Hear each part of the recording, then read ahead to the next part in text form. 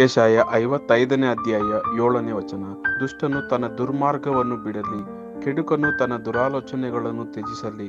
ಯೆಹೋವನ ಕಡೆಗೆ ತಿರುಗಿಕೊಂಡು ಬರಲಿ, ಆತನು ಅವನನ್ನು ಕರುಣಿಸುವನು. ನಮ್ಮ ದೇವರನ್ನು ಆಶ್ರಯಿಸಲಿ, ಆತನು ಮಹಾಕೃಪೆಯಿಂದ ಕ್ಷಮಿಸುವನು. Isaiah chapter 55 verse 7.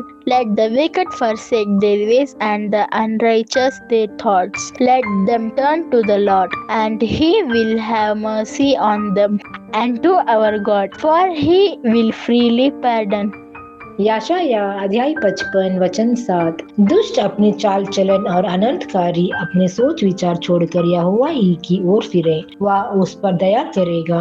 वह हमारे परमेश्वर की ओर फिरे और वह पूरी रीति से उसको क्षमा करेगा। ஏசாயா 55ஆம் அதிகாரம் 7ஆம் வசனம். துன்மார்கன் தன் வழியையும் அக்கிரமக்காரன் தன் நினைவுகளையும் விட்டு கர்த்தரிடத்தில் திரும்ப கடவன், அவர் அவன் மேல் மனதுருகுவார். நம்முடைய தேவனிடத்திற்கே திரும்ப கடவன், அவர் மன்னிக்கிறதுக்கு தயை பெருத்திருக்கிறார். యెషయా 55వ అధ్యాయం 7వ వచనం. భక్తిహీనులు తమ మార్గమును విడువవలెను, దుష్టులు తమ తలంపులను మానవలెను.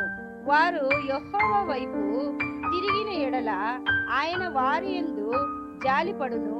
వారు మన దేవుడి వైపు తిరిగిన ఎడల ఆయన బహుగా క్షమించును.